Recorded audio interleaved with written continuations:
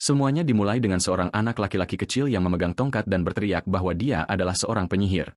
Dia kemudian bermain dengan seorang teman, dan anak perempuan itu berpura-pura menjadi binatang buas ajaib untuk dikalahkan.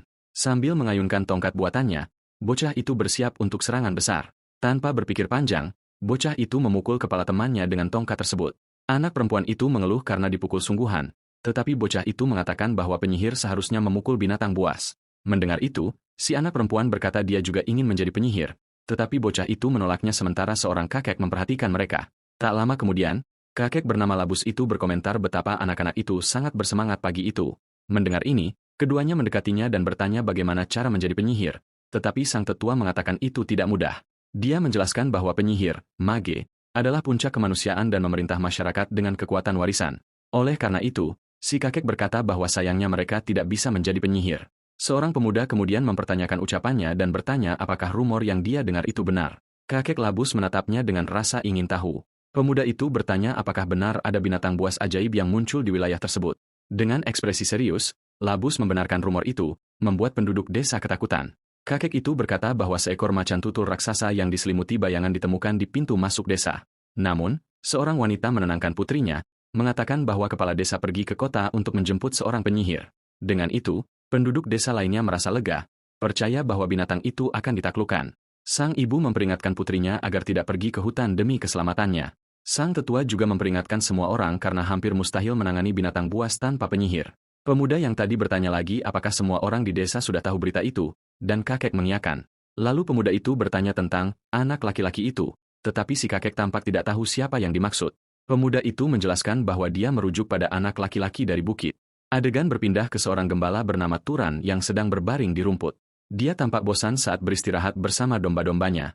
Sambil berbaring, pemuda itu mengeluh bahwa hidupnya sangat membosankan dan tidak menarik. Dia lelah melihat pemandangan yang sama setiap hari dan menjalani rutinitas yang terus berulang. Turan berpikir jika ini terus berlanjut, dia bahkan akan lupa cara berbicara. Tiba-tiba, sebuah suara memanggilnya, anak menyedihkan, membuyarkan lamunannya. Itu adalah Labus yang mengeluh bahwa si gembala sudah bermalas-malasan, tetapi Turan malah mengeluh bahwa bayangan kakek itu mengganggu istirahatnya. Kakek itu menyebutnya tidak sopan dan bertanya apakah dia masih menyimpan dendam dari masa lalu. Turan teringat bahwa sang tetua pernah mencoba mengambil kawanannya saat ibunya meninggal. Karena itu, dia tidak cukup murah hati untuk berbagi warisannya dengan desa. Turan menyuruh kakek itu langsung ke intinya. Labus merasa kesal dengan keberanian Turan, tetapi si gembala hanya menatap balik dengan ekspresi serius dan menantang. Akhirnya, sang tetua mengungkapkan bahwa binatang buas ajaib telah muncul. Turan berdiri karena terkejut. Labus menjelaskan itu adalah macan tutul sebesar rumah dan dia datang untuk memperingatkannya. Labus kaget karena Turan sama sekali tidak terlihat takut. Dia tidak mengerti keberanian pemuda itu, tetapi tetap memperingatkannya agar berhati-hati. Kakek itu berkata dia datang karena khawatir, tetapi Turan menyebutnya tidak jujur.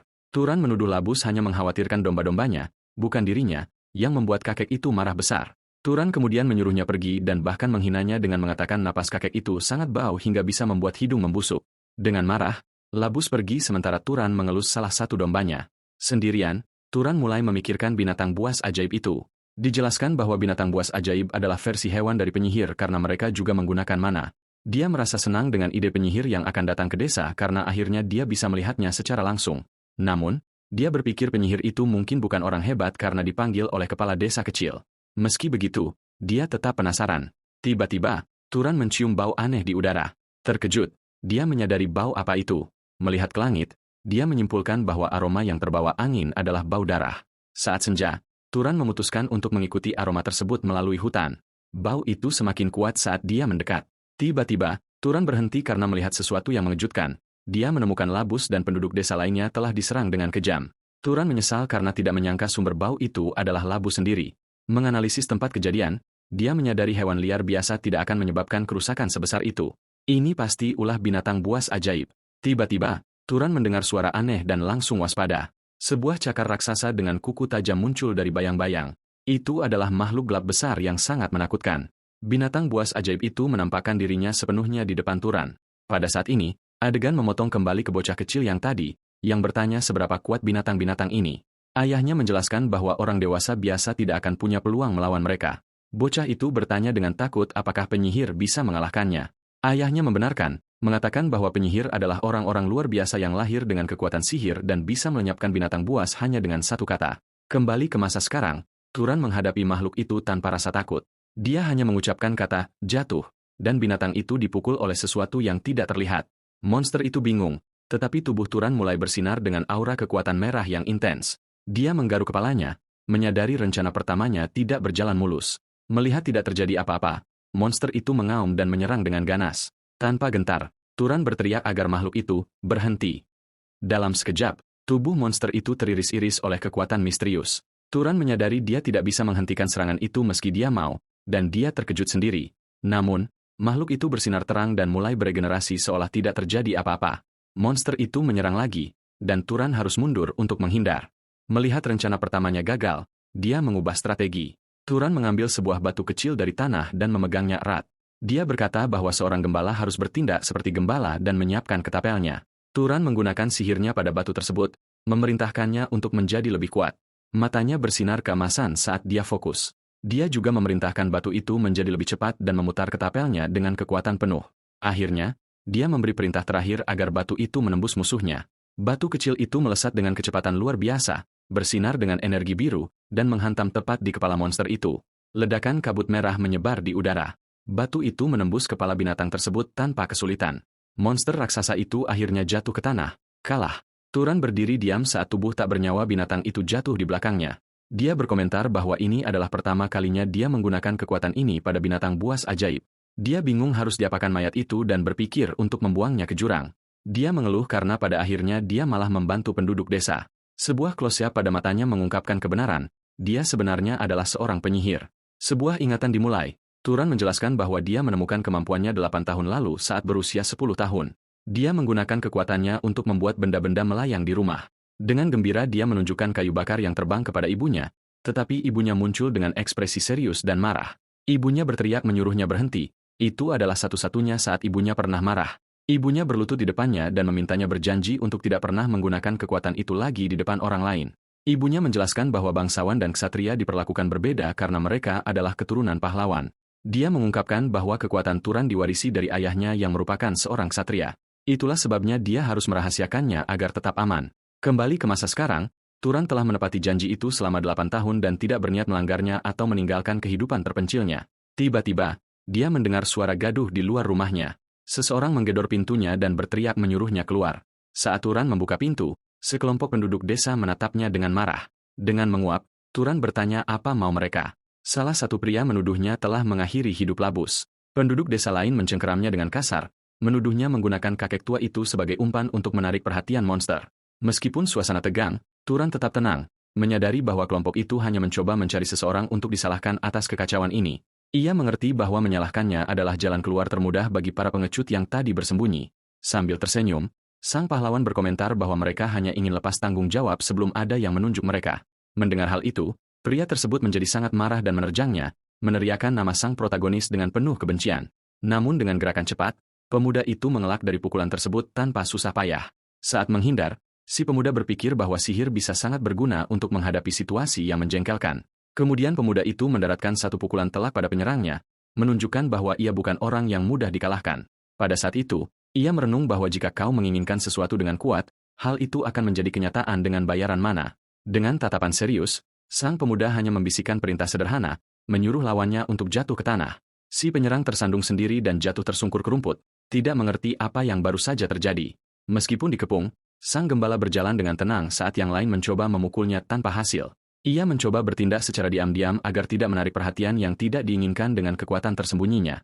Dengan itu, sang pemuda menggunakan tongkat kayu untuk membela diri, memukul siapapun yang mendekat dengan keras.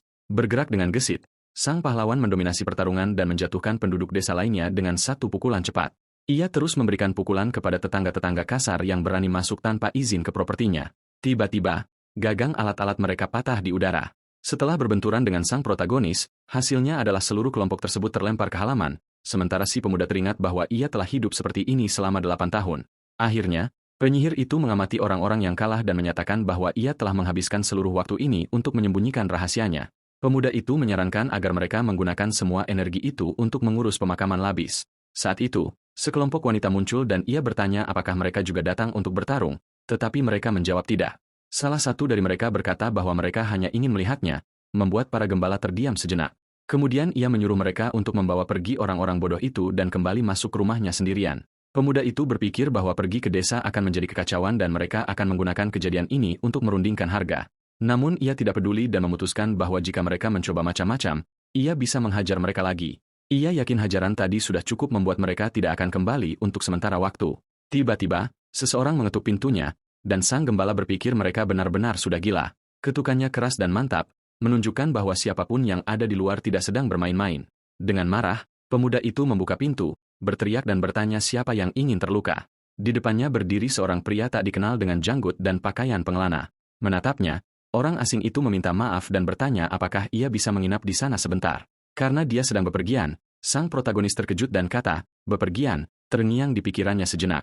Pria itu meminta maaf atas nada bicaranya karena dia baru saja berurusan dengan beberapa orang yang tidak menyenangkan. Pemuda itu berpikir bahwa ibunya mengajarinya untuk bersikap sopan, tetapi ia tidak pernah menggunakan nada itu kepada penduduk desa. Ia merasa seluruh situasi ini aneh dan menyadari pria itu membawa pedang. Dengan senyum, pemuda itu menyapanya, merasa penasaran melihat seorang pendekar pedang di daerah pedesaan ini. Ia kemudian menghela napas sambil menganalisis pengunjung tak terduga di pintunya. Sang gembala berkata bahwa jika pria itu mencari penginapan, dia berada di tempat yang salah. Adegan beralih ke meja yang penuh dengan makanan, menunjukkan bahwa ia telah mengundangnya masuk untuk makan. Sang tuan rumah mempersilakan orang asing itu masuk dan mengatakan dia tidak punya banyak hal untuk ditawarkan. Namun sang pengelana terkejut dengan makanannya dan lebih terkejut lagi mengetahui pemuda itu belum pernah melihat orang luar. Mendengar itu, pemuda itu menjelaskan bahwa ia lahir dan besar di sana dan tidak pernah meninggalkan bukit tersebut. Pendekar pedang itu memperhatikannya dengan penuh perhatian sambil minum dari cangkir kayu. Di sisi lain meja, sang gembala juga menikmati minumannya dengan tenang. Tiba-tiba, sang pengunjung memuji postur dan tata krama pemuda tersebut.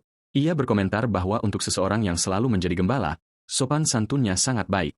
Protagonis mengatakan ibunya lah yang mengajarinya, tetapi beliau telah meninggal beberapa tahun yang lalu. Mendengar ini, pria itu berkata bahwa ibunya telah membesarkan seorang pemuda yang luar biasa dan sekarang beliau sedang beristirahat di tempat yang baik. Pemuda itu berterima kasih dan mengatakan ia hanya hidup seperti cara yang diajarkan ibunya. Kemudian pemuda itu bertanya apa yang membawanya ke tempat terpencil seperti itu, dan pria itu mengungkapkan bahwa ia menerima sebuah permintaan. Permintaan tersebut adalah untuk menangani monster ajaib jenis macan tutul yang muncul di wilayah tersebut, dan mereka mencari seseorang yang bisa mengalahkan makhluk itu. Mendengar hal itu, sang gembala menyadari bahwa pria ini adalah penyihir yang dicari oleh kepala desa, dan pria itu membenarkannya. Sekarang sang penyihir bertanya apakah ia boleh mengajukan pertanyaan dan pemuda itu mengizinkannya. Ia berkata bahwa ia bisa merasakan aura monster itu di sekitar sini. Namun monster itu tidak ditemukan dimanapun. Dan yang paling aneh dari semuanya adalah sikap sang gembala, yang membuatnya curiga. Kepala desa telah memperingatkannya tentang bahayanya, tetapi pemuda itu benar-benar tenang. Ia menambahkan bahwa jika makhluk itu menyerang manusia, pemuda itulah yang akan menjadi target pertama. Akhirnya, sang penyihir menatap matanya dan bertanya langsung apakah ia tidak takut. Sebuah ingatan muncul kembali dan pemuda itu teringat ibunya bertanya siapa dia sebenarnya. Turun muda kemudian bertanya mengapa ia tidak boleh memberitahu siapapun bahwa ia adalah seorang penyihir. Ibunya menjelaskan bahwa ksatria seperti anjing yang dipelihara gembala untuk kawanan ternak. Mereka bisa diperlakukan seperti keluarga, tetapi jika perlu, mereka akan dijual atau dikorbankan kapan saja. Wanita itu kemudian berkata bahwa dia tidak menginginkan masa depan seperti itu bagi putranya dan memintanya untuk terus tinggal bersamanya.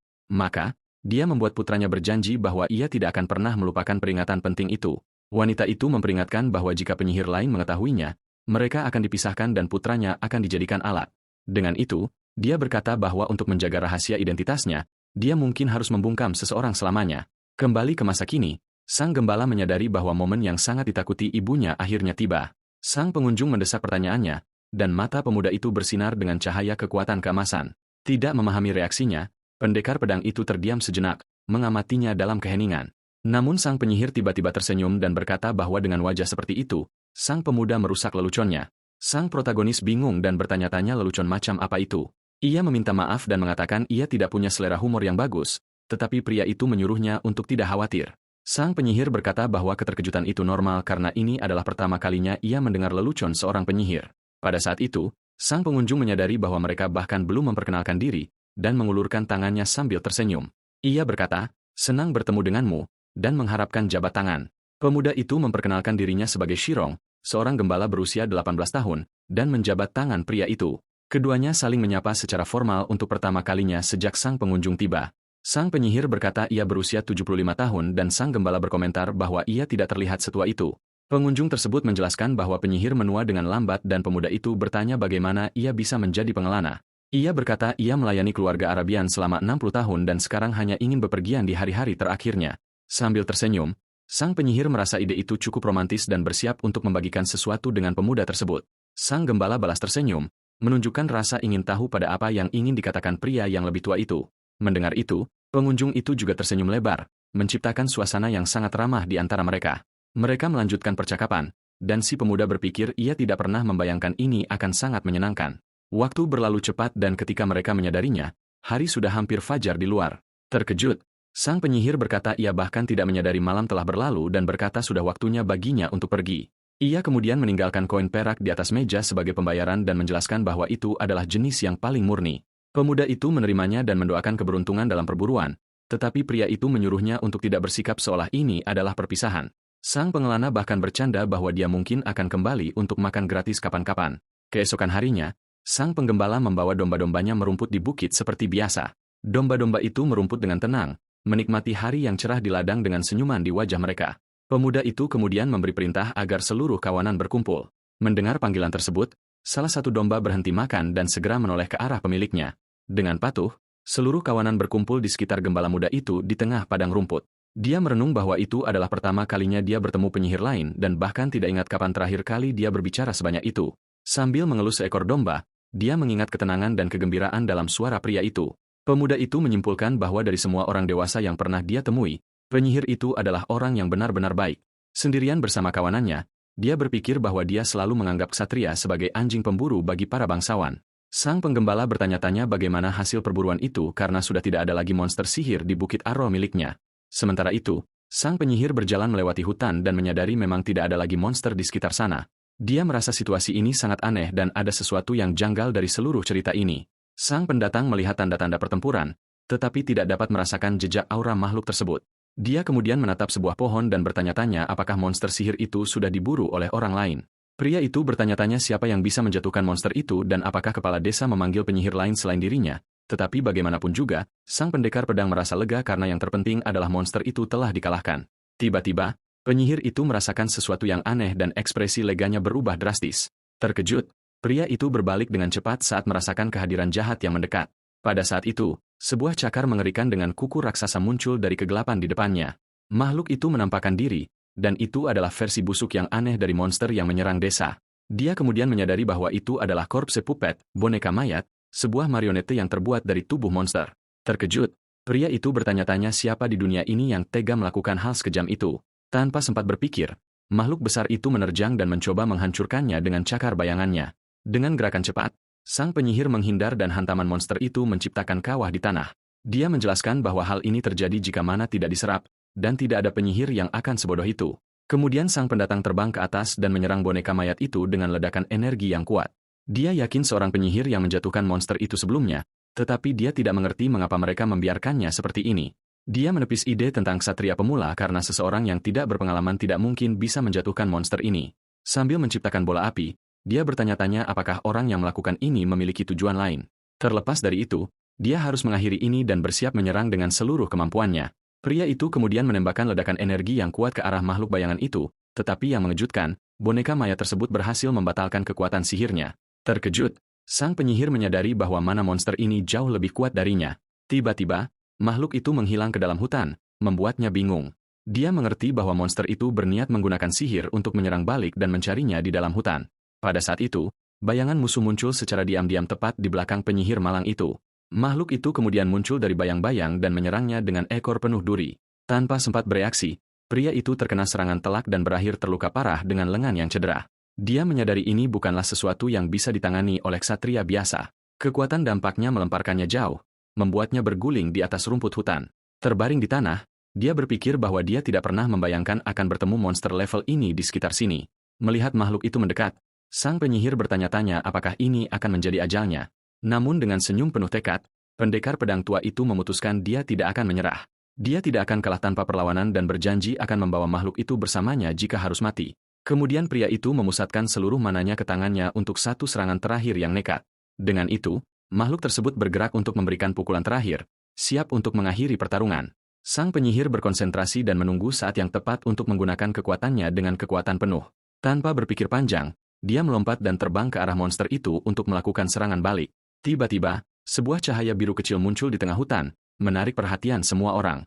Seketika, cahaya biru yang intens membelah udara dan menghantam makhluk yang hendak menghabisi pria tua malang itu. Karena hal ini, sang pengelana sangat terkejut melihat serangan itu datang dari arah yang tidak terduga, menyelamatkan nyawanya di detik terakhir. Di bawah dampak hantaman misterius itu, monster tersebut terhempas ke tanah dan akhirnya berhenti bergerak di tengah hutan. Masih bingung, pria tua itu mendongak dan mendengar suara yang dikenalnya bertanya apakah dia baik-baik saja setelah cobaan itu. Dia menyadari penyelamatnya tidak lain adalah sang penggembala muda, yang sekarang menatapnya dengan ekspresi tenang dan damai, berjalan perlahan di sepanjang jalan. Sang protagonis mendekati pendatang itu saat suasana tegang perlahan mulai memudar. Pada saat itu, mata pendekar pedang tua itu melebar saat dia menyadari kebenarannya dan bertanya apakah pemuda itu sebenarnya adalah seorang penyihir yang sangat kuat.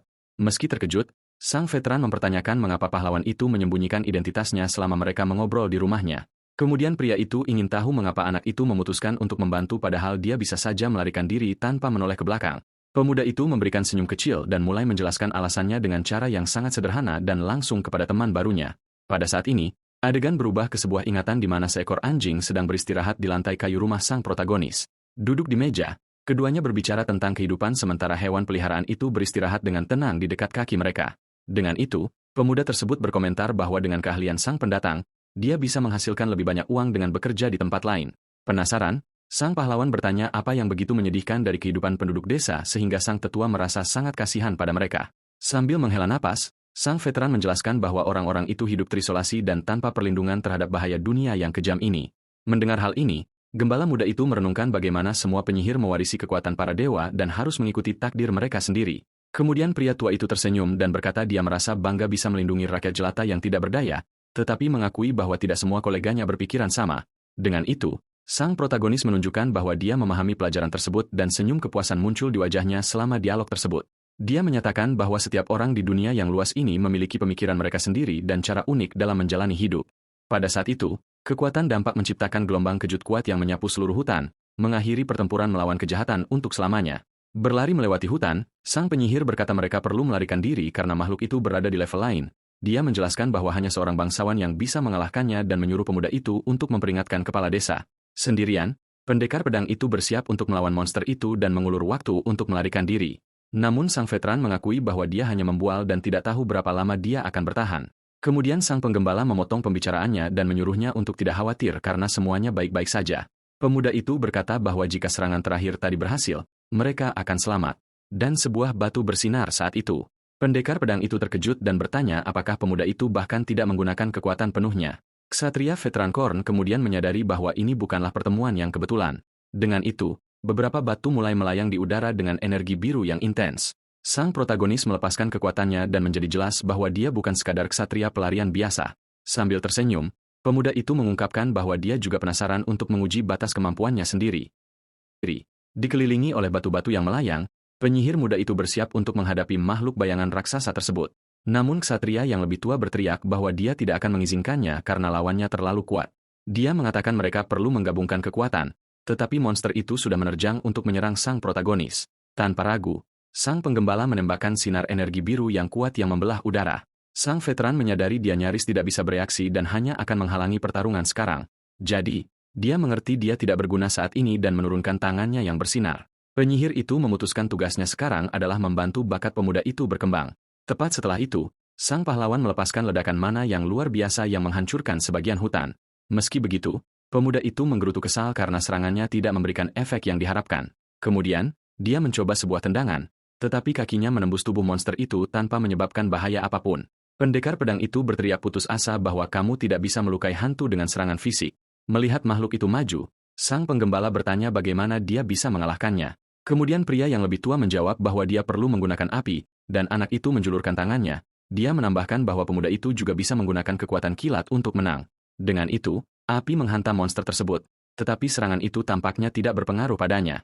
Sang protagonis mengeluh bahwa itu tidak berhasil. Tetapi pria tua itu berkata bukan itu poinnya. Sang penyihir menjelaskan bahwa untuk menggunakan kekuatan pada makhluk hidup lain, kamu perlu membangun sebuah sebab. Pada saat itu, sang veteran terkejut karena dia tiba-tiba menyadari sesuatu tentang pemuda itu. Dia mengerti bahwa Turon belum pernah menyerap mana dan itulah sebabnya dia membiarkan monster itu menjadi hantu. Penyihir yang lebih tua itu terkejut melihat pemuda itu sudah sangat kuat bahkan tanpa pelatihan. Dengan itu, dia berteriak agar pemuda itu menciptakan api dan kemudian menembakkannya ke arah makhluk tersebut. Dia menjelaskan bahwa menciptakan api itu mudah, tetapi mengendalikannya membutuhkan banyak pelatihan dan dedikasi. Namun yang mengejutkan, sang pemuda berhasil melakukannya secara instan tanpa kesulitan. Tanpa membuang waktu, sang protagonis menghentakkan kakinya dengan keras ke tanah dan bersiap untuk menyerang. Kemudian dia meluncurkan bola api dengan seluruh kekuatannya ke arah monster bayangan itu. Serangan itu menghantam mata makhluk tersebut dengan telak, menyebabkan ledakan api yang besar. Dengan dampaknya, tubuh sang hantu mulai habis terbakar oleh api. Tepat saat itu, sang veteran berteriak agar dia tetap fokus dan terus menyuntikkan mana ke dalam serangan tersebut. Dia memperingatkan bahwa pemuda itu perlu membakar segala sesuatu tentang hantu itu untuk mengalahkannya selamanya. Dengan tatapan penuh tekad, sang pahlawan memusatkan seluruh kekuatannya pada api untuk menghabisinya. Dengan cara itu, monster tersebut benar-benar dilenyapkan oleh pusaran api yang dahsyat. Setelah pertempuran berakhir, ksatria veteran itu akhirnya merayakan kemenangan mereka. Dia berkomentar bahwa itu adalah hantu tingkat tinggi yang sangat kuat. Namun meski begitu, sang penggembala muda berhasil mengalahkan makhluk itu sendirian. Pemuda itu kemudian bertanya apakah semuanya benar-benar sudah berakhir, dan sang penyihir kagum dengan kekuatannya. Ksatria itu memperingatkan bahwa dia perlu menyerap mana jika tidak ingin bertemu hantu lainnya. Pemuda itu bertanya bagaimana cara melakukannya dan sang veteran menyuruhnya untuk membayangkan dia sedang menguras sesuatu. Mengikuti saran tersebut, sang protagonis memejamkan mata dan berkonsentrasi untuk menyerap mana. Dengan itu, energi hijau mulai mengalir dari sisa-sisa makhluk itu menuju pemuda tersebut. Dengan begitu, mana hijau itu sepenuhnya diserap oleh tangan sang protagonis. Saat dia berkonsentrasi, matanya bersinar terang dengan warna yang sama dengan energi yang baru saja masuk ke tubuhnya. Mana itu kemudian mengalir ke seluruh sistem tubuhnya, mengungkapkan saluran kekuatannya untuk pertama kalinya. Ksatria veteran itu terkejut dengan pemandangan tersebut dan tidak percaya dengan apa yang dilihatnya. Dia berkata pemuda itu akan merasakan sensasi yang luar biasa, tetapi sang anak nyaris tidak bisa mempercayai perasaan yang dia alami. Dengan itu, pria tersebut bertanya apakah itu pertama kalinya dia menyerap mana, dan sang penggembala membenarkannya. Sang pendekar pedang menjelaskan bahwa mana tumbuh perlahan, dan cara terbaik untuk berevolusi adalah dengan menyerapnya dari orang lain.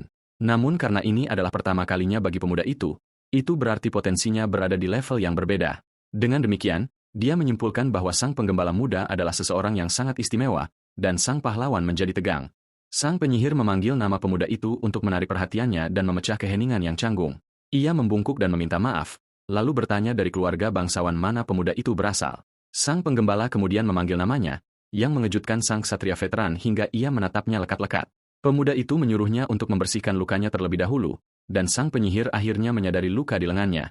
Setibanya di kabin, sang pendekar pedang muncul dengan lengan yang sudah dibalut rapi dan bersih. Sambil duduk di meja, pria itu memohon pengampunan atas kekasarannya dan karena telah membuat pemuda itu ikut bertarung. Namun, sang protagonis mengatakan bahwa ia bukanlah siapa-siapa, hanya seorang penggembala yang tidak mengenal ayahnya. Ia meminta sang penyihir untuk berhenti bersikap formal, dan pria itu setuju setelah melihat ekspresi seriusnya. Kemudian, sang veteran bertanya mengapa penyihir sekuat dia memutuskan untuk menjadi penggembala. Pemuda itu menjelaskan bahwa itu adalah permintaan ibunya sebelum meninggal beberapa tahun yang lalu. Ibunya memperingatkan bahwa jika kaum bangsawan menemukannya, ia hanya akan dijadikan alat yang bisa dibuang. Sang veteran menyatakan bahwa ibu pemuda itu sangat bijaksana, membuat si pemuda bingung dengan komentar tak terduga tersebut.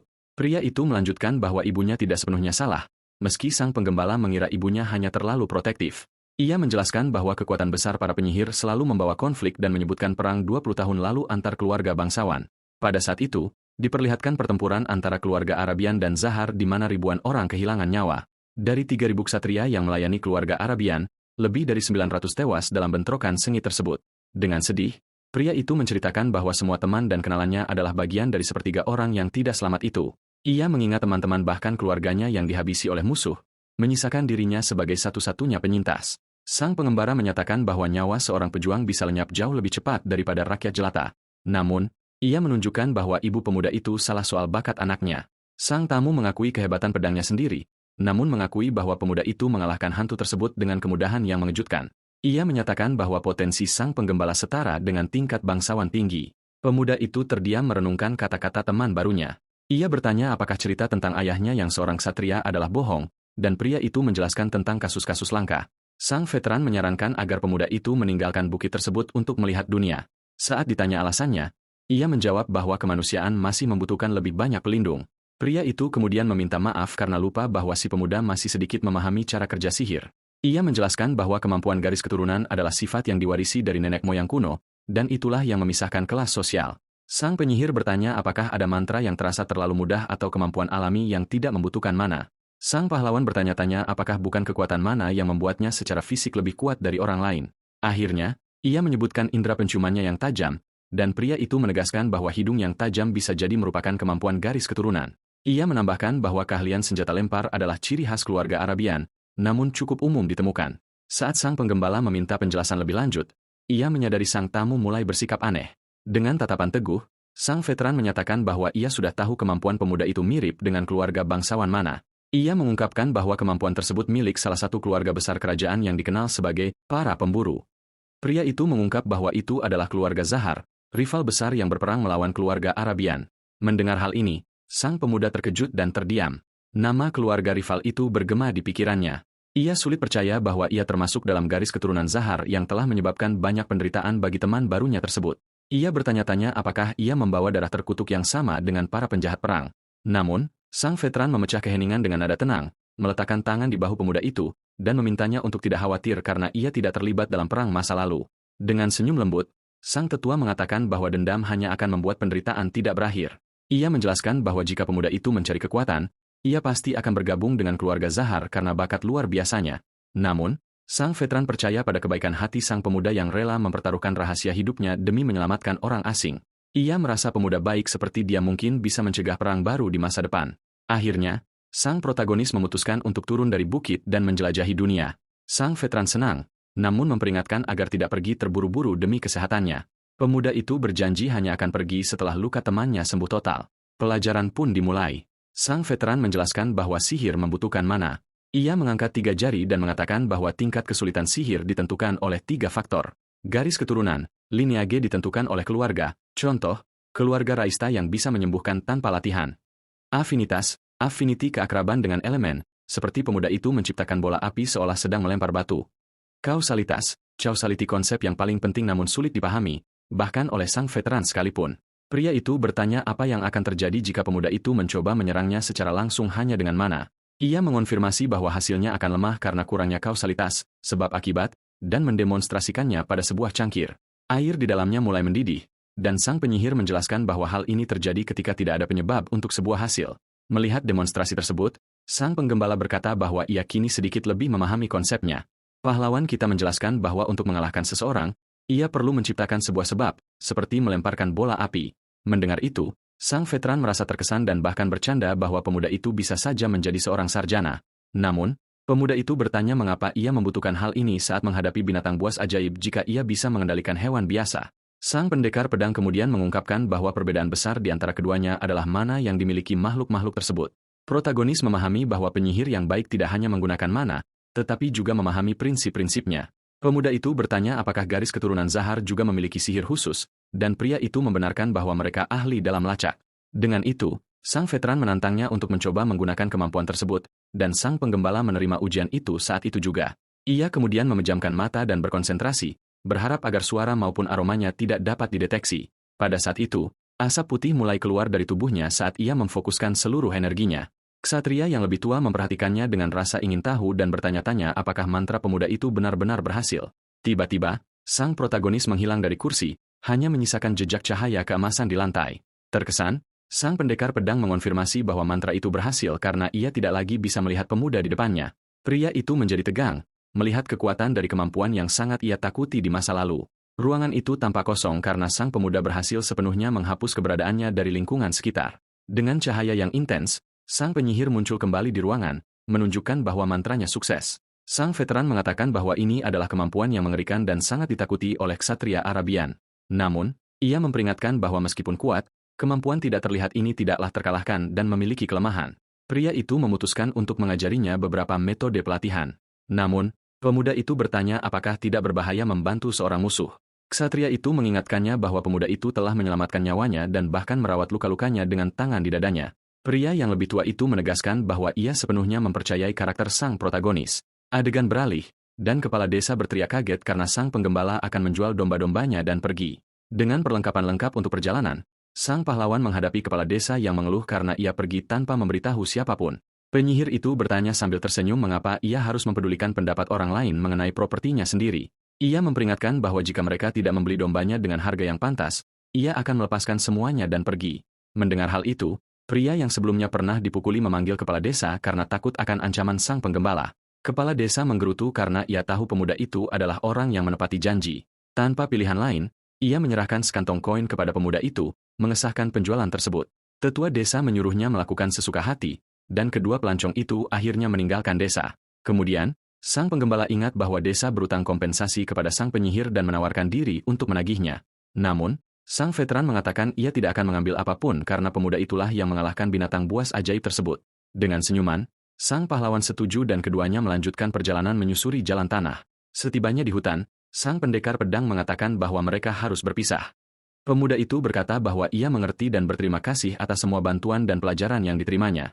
Sambil tersenyum, sang ksatria mengucapkan selamat tinggal dan meminta protagonis untuk berhati-hati dalam perjalanannya. Pemuda itu juga tersenyum dan berharap mereka bisa bertemu lagi suatu hari nanti di masa depan. Pemuda itu memperhatikan sosok K dalam waktu yang lama hingga menghilang di jalur pendakian. Baru kemudian sang pahlawan menyadari mengapa ia tidak ingin sang veteran berbicara secara formal kepadanya. Terungkap bahwa ia selalu menginginkan sosok ayah untuk dikagumi dalam hidupnya. Ksatria itu telah menjadi panutan bagi pria yang ingin dicapai oleh protagonis suatu hari nanti. Adegan kemudian berpindah dan menunjukkan jejak kaki pemuda itu di pasir gurun yang tandus. Angin kencang bertiup melewati pemandangan tebing berbatu di tempat itu. Sendirian, sang pahlawan berjalan dengan tudung kepala terpasang melintasi luasnya gurun yang berbahaya. Ia melindungi matanya dari angin dan debu sambil melanjutkan perjalanan soliternya. Tiba-tiba, pemuda itu melihat sesuatu di kejauhan dan bertanya-tanya apakah mereka adalah pedagang keliling. Gembira karena ada kesempatan untuk mendapatkan bantuan, pemuda itu memutuskan untuk mendekati kelompok tersebut. Ia mendekat dan memutuskan untuk menanyakan arah ke kota terdekat. Namun, pemimpin kelompok bertanya siapa dia hingga berani menghalangi jalan mereka seperti itu.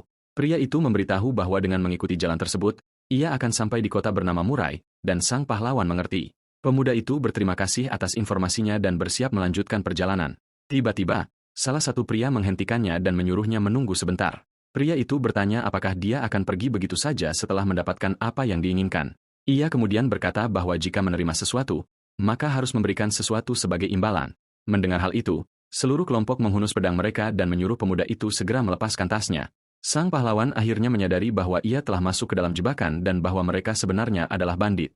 Pemimpin pencuri itu tersenyum dan berkata tidak akan ada yang merasa aneh jika seseorang meninggal di sana. Mereka mengancamnya untuk menyerahkan segalanya tanpa perlawanan karena itu akan mengurangi masalah bagi semua orang. Protagonis paham bahwa mereka bukan pencuri biasa dan bersedia mencabut nyawa. Kenangan tentang pelatihannya dengan ksatria veteran terlintas di pikirannya saat itu. Ia teringat pelajaran tentang kausalitas dan cara menciptakan serangan yang kuat. Pelajaran-pelajaran ini akan sangat berguna untuk pertarungan yang akan segera dimulai di gurun tersebut. Dengan senyum percaya diri, pemuda itu berkata akan menggunakan mereka sebagai target pelatihan pertamanya. Salah satu bandit bingung dengan sikap pemuda itu dan tidak mengerti apa yang dikatakannya. Mereka mulai tertawa dan salah satu dari mereka berkata bocah itu berbicara seolah-olah dia adalah seorang penyihir. Dengan tangan yang bersinar, sang pahlawan bersiap menunjukkan kekuatannya kepada para bandit. Ia kemudian menciptakan tornado angin yang melemparkan semua pencuri itu menjauh dengan kekuatan besar. Pemuda itu berpikir bahwa membentuk angin dengan tangannya menggunakan lebih sedikit mana daripada menciptakannya dari nol. Tersungkur di tanah, para bandit bertanya-tanya apa yang terjadi, dan pemuda itu sendiri terkejut dengan kekuatannya sendiri. Tanpa membuang waktu, ia mengambil airnya dan menyiapkan mantra baru melawan musuh. Cairan tersebut berubah menjadi tombak es tajam yang melayang di udara gurun. Sang protagonis menciptakan beberapa proyektil es dan bersiap menyerang para pencuri. Salah satu bandit benar-benar ketakutan melihat tampilan kekuatan sang penyihir. Tombak-tombak es itu terbang dan menembus salah satu musuh yang kemudian jatuh ke tanah. Setelah mengalahkannya, ia berpikir bahwa mantra tersebut seharusnya lebih berguna di dekat air dan bahwa melempar batu masih terasa lebih kuat. Pemimpin pencuri berlutut dan memohon pengampunan karena ia tidak tahu bahwa pemuda itu adalah seorang penyihir. Putus asa, bandit-bandit lain menawarkan semua yang mereka miliki agar pemuda itu mengampuni nyawa mereka. Namun, sang protagonis hanya menghentakkan kakinya dengan kuat ke tanah, menunjukkan bahwa ia tidak akan menerima alasan apapun. Ia kemudian menggunakan sihirnya untuk menciptakan pilar-pilar batu yang merangsek maju ke arah musuh. Dengan tatapan teror yang murni, pemimpin bandit tidak percaya dengan apa yang dilihatnya. Hasilnya sangat brutal, dan semua pencuri berakhir dikalahkan oleh kekuatan penyihir muda tersebut. Sang pahlawan mendekati pemimpinnya, dan pria itu berjanji akan menjawab apapun yang ia inginkan demi bisa bertahan hidup. Dia kemudian bertanya mengapa mereka menyerangnya tanpa rencana, padahal dia bisa saja seorang penyihir. Pemuda itu bingung karena jawaban bandit itu adalah semua itu terjadi karena dia membungkuk, memberi hormat. Sang pemimpin menjelaskan bahwa karena pemuda itu sopan, mereka mengira dia hanyalah orang biasa. Pemuda itu berterima kasih karena dia baru saja mendapat pelajaran yang sangat berguna dari bandit tersebut. Mendengar itu, sang pemimpin dipenuhi harapan dan bertanya apakah pemuda itu benar-benar akan mengampuni nyawanya. Namun, setetes air melayang di atas kepalanya, dan dia teringat nama sang protagonis. Sebuah ingatan tentang malam itu muncul, dan dia berkata bahwa sang penggembala akan bertemu banyak orang. Pria itu kemudian menasihatinya untuk tidak pernah merasa kasihan pada bandit yang mencelakai orang lain. Sang protagonis berpikir bahwa sekarang dia mengerti alasan di balik nasihat tegas itu. Dia menyadari bahwa mengampuni satu nyawa karena rasa kasihan bisa berakhir dengan mencelakai 10 orang tak bersalah. Dengan tatapan serius, sang pahlawan menyimpulkan bahwa dia sudah menunda cukup lama dan perlu bertindak sekarang. Mengikuti jejak kereta di pasir, pemuda itu melanjutkan perjalanannya melewati gurun. Saat dia berjalan, sebuah pikiran yang kuat dan jernih muncul di benaknya untuk pertama kali. Dia menatap jejak kakinya dan menyadari bahwa dia baru saja mengambil nyawa orang lain. Pemuda itu merasa bersalah, tetapi dia tidak bisa membiarkan mereka pergi karena peringatan mentornya. Dia tahu bahwa orang yang mencuri tanpa ragu akan menyerang orang lain lagi di masa depan. Mengingat ajaran tersebut, hatinya yang bingung akhirnya tenang dan dia melanjutkan perjalanan. Setelah perjalanan panjang, sang pahlawan akhirnya tiba di dunia baru yang penuh kehidupan. Pemuda itu terkesan dengan pemandangannya dan hampir tidak percaya dengan apa yang dilihatnya. Di Cakrawala, dia melihat sebuah kota besar dengan kastil raksasa di pusatnya. Papan penunjuk jalan mengungkapkan bahwa dia telah tiba di kota kecil Murai, sebuah tempat yang ramai. Sang protagonis terkesan karena dia belum pernah melihat begitu banyak orang berkumpul di satu tempat. Bahkan arsitektur bangunannya benar-benar berbeda dari desa tempat dia dibesarkan. Berjalan melalui pasar yang sibuk, sang pahlawan akhirnya merasa seperti telah tiba di kota besar yang semarak. Dengan itu, pemuda tersebut mendekati sebuah kedai buah, dan pedagangnya menyapanya dengan penuh semangat. Namun ketika pedagang itu bertanya apa yang ingin dia beli, sang penggembala menjawab bahwa dia belum menjadi pelanggan saat ini. Pada saat itu, dia teringat nasihat sang veteran untuk mencari penginapan segera setelah dia tiba. Namun, suasana hati pedagang itu berubah, dan dia menyuruh pemuda itu pergi jika tidak berniat membeli apapun. Pahlawan kita bingung dengan kekasaran itu dan bertanya-tanya apakah ada aturan rahasia tentang membeli sebelum bertanya. Maka sang protagonis memutuskan untuk menunjuk beberapa apel dan menanyakan harga buah merah tersebut. Pria itu menjawab bahwa harganya adalah 2 dupit dan memperhatikan orang asing muda itu dengan penuh rasa ingin tahu. Pemuda itu mulai menghitung koinnya dan pedagang itu berkata bahwa dia juga menerima jenis pembayaran lain. Setelah melakukan pembelian, sang pahlawan menanyakan lokasi penginapan dan menerima petunjuk arah. Mengikuti tips tersebut, dia tiba di depan bangunan terbesar di area itu, yang berfungsi sebagai bar sekaligus asrama. Begitu dia memasuki tempat itu, seorang karyawan muda bernama Lena menyapanya dengan senyum yang sangat ramah. Gadis itu memuji penampilan pemuda tersebut sementara sang pelanggan baru menanyakan harga untuk menginap semalam di sana. Dia menjawab bahwa tarif hariannya adalah 16 dupit, dan sang pahlawan setuju untuk menginap tanpa berpikir panjang. Sang pengelana menyerahkan kantong uangnya tetapi mengatakan ada sesuatu yang sangat penting yang ingin dia tanyakan. Pelayan itu memegang pembayarannya dan tampak sangat tertarik dengan apa yang ingin diketahui pemuda itu darinya sekarang. Sang penggembala kemudian bertanya apakah ada monster di sekitar sana yang memiliki hadiah uang atas kepalanya. Dia merenung bahwa dia perlu berburu makhluk-makhluk ini untuk menyerap mana dan juga untuk mengumpulkan lebih banyak koin. Mendengar itu, gadis itu terdiam menatap emas tersebut dan sang protagonis bertanya mengapa dia tidak menjawab. Kemudian Lena menyatakan bahwa tidak ada yang gratis di dunia ini dan menyebutkan balai kota, yang membuat pemuda itu bingung. Pelayan itu terkejut dan memanggilnya anak udik, karena tidak tahu apa itu balai kota. Dia menjelaskan bahwa urusan publik ditangani di sana dan para pegawainya bekerja untuk tuan tanah setempat. Gadis itu memberitahunya bahwa tempat itu mungkin sudah tutup dan dia harus pergi ke sana besok pagi. Lena kemudian bertanya apakah dia juga seorang pemburu monster, tetapi pemuda itu tidak mengerti istilah tersebut. Dia menceritakan legenda bahwa orang biasa bisa menjadi penyihir dengan berburu dan bertanya apakah itu tujuannya. Sang pahlawan menyentuh tangannya dan mempertanyakan apakah itu hanya tahayul konyol penduduk setempat. Tiba-tiba, seorang pria kuat menyela dan mengatakan bahwa itu adalah fakta dan dia melihatnya dengan matanya sendiri. Karyawan itu terkejut melihat pria bernama Miden tersebut, dan dia berteriak bahwa dia tidak akan menyerah sampai dia menjadi penyihir. Kemudian pemburu monster itu menepuk kepala pemuda itu dan meminta maaf atas gangguannya. Namun sang protagonis tertarik dan meminta pria itu untuk menceritakan lebih banyak tentang kisah menjadi penyihir melalui berburu. Karena bosan, Lena menjelaskan bahwa jika penyihir menjadi kuat dengan berburu, maka orang biasa pun akan menjadi penyihir dengan cara yang sama. Mendengar ini, Miden mengungkapkan bahwa dia dan kelompoknya sedang berburu monster justru untuk menjadi penyihir yang kuat. Pemuda itu bertanya apakah ada orang di kelompok itu yang sudah menjadi penyihir, dan dia menjawab bahwa hanya ada 4 orang, penyihir, di kota tersebut. Pria itu kemudian memperhatikan pakaian si pemuda dan mempertanyakan apakah dia benar-benar memiliki senjata untuk berburu. Dengan itu, sang pahlawan menunjukkan ketapelnya dan sang pemburu menyadari bahwa senjata itu sudah sering digunakan dalam pertempuran. Sang veteran menganalisis senjata tersebut dan mengatakan bahwa dengan itu, seseorang bisa berburu monster kecil seperti kelinci dan rubah. Dia kemudian mengungkapkan bahwa kelompoknya sedang membutuhkan seorang penembak jitu lagi dan mengajaknya untuk bergabung. Sang protagonis hanya memberikan senyum misterius yang tipis atas tawaran tak terduga pemburu monster itu, tetapi dia menolak tawaran tersebut dan kemudian terlihat sedang berbaring di kamarnya untuk beristirahat sejenak. Menatap langit-langit, pemuda itu merenungkan bagaimana hari itu penuh dengan peristiwa tak terduga. Pemuda itu melihat ranselnya dan masih tidak percaya dia benar-benar telah meninggalkan desanya. Dia bertanya-tanya apa yang akan terjadi mulai sekarang dan tangannya bersinar dengan mana berwarna biru. Tiba-tiba, pemuda itu mendengar dua ketukan datang dari pintu kamarnya di penginapan. Duduk di tempat tidur, dia menjadi waspada dan bertanya dengan keras siapa yang mengetuk pintu. Pada saat itu, muncul ingatan tentang sang veteran yang memberitahunya untuk tidak menurunkan kewaspadaan, bahkan di dalam penginapan sekalipun. Sang pendekar pedang telah memperingatkannya bahwa kota bukanlah tempat yang otomatis aman bagi semua orang. Dengan itu, sang pahlawan mengingat pelajaran untuk tidak pernah lengah. Kembali ke masa sekarang, pemuda itu menyiapkan mananya dan mendekati pintu untuk membukanya dengan hati-hati. Kemudian dia membuka sedikit celah di pintu untuk mengintip siapa yang ada di sisi lain tanpa terlihat. Matanya menunjukkan semua konsentrasi dan kehati-hatian saat dia memverifikasi identitas pengunjung tersebut. Yang mengejutkan, itu hanyalah Lena, sang pelayan, yang bertanya dengan senyum apakah dia sudah tidur. Sang pahlawan bingung, dan gadis itu berkata dia datang untuk menghangatkannya, karena dia pikir kamarnya dingin. Pemuda itu bertanya apa maksudnya, dan gadis itu menatapnya dengan tatapan sugestif. Dia mengatakan itu persis seperti kedengarannya dan berdiri di pintu dengan ekspresi malu-malu. Dengan itu, wanita muda tersebut menawarkan temannya untuk mendapatkan sedikit uang, tetapi dia bertanya apa yang terjadi jika dia tidak mau.